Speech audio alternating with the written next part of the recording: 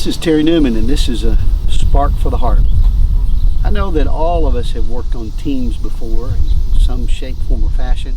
The job that you have is, you may be a lone individual that works on that job, but you still have a teamwork that you work around. I pastor a church, and we have a team that does ministry all through the church. Teams are extremely important.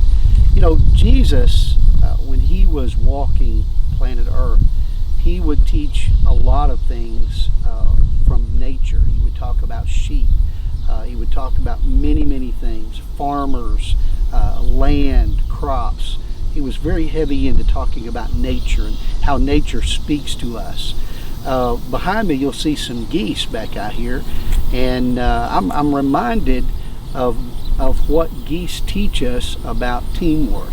And I've just kind of made some notes here as to how that affects us in many different ways.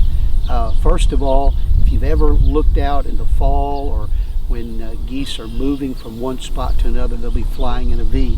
And somebody asked one time, why in the world can't they fly? What's the deal about the V? Well, it teaches us a very basic principle about teamwork.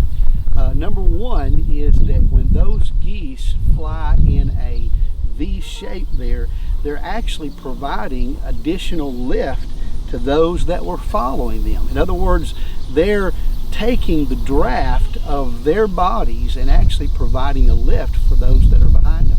The second thing that ducks or geese do when they fly in this V is that if one of those geese fall out of formation, it affects everybody in that line because they all are influenced by the draft of one another.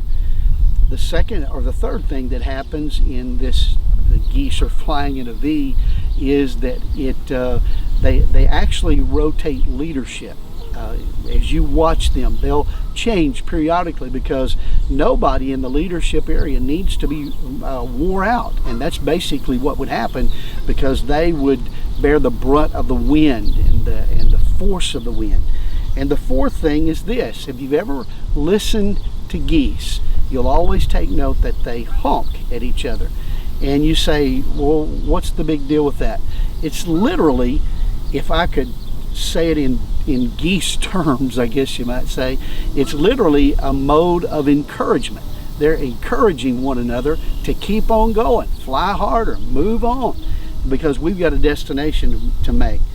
And the last thing is this, that geese teach us that we could really learn some valuable things from, and that's this, is that, and I don't know if you've ever seen this or not, but I have taken note of it since I've learned this, is that when I see two geese, lone geese that are together and about to fly off, it tells me something, is that one of those geese got hurt, and nature has taught them from this V formation and just the nature of geese that they'll always leave one behind until the other one is ready to fly or he dies.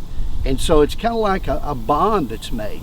And you know, sometimes we in life throw people under the bus, and we really don't care for people a lot sometimes, like we should.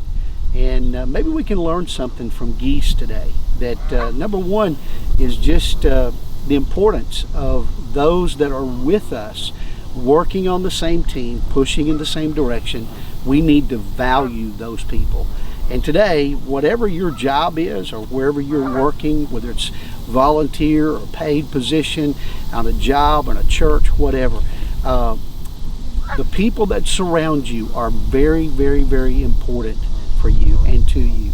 And I want to encourage you today to the old saying goes, if we got the sense, God gave a goose. Today, let's encourage one another. And if somebody gets down, somebody gets out, let's pull aside and be an encouraging word and a strength to that person. May God bless you. We love you, and have a great day.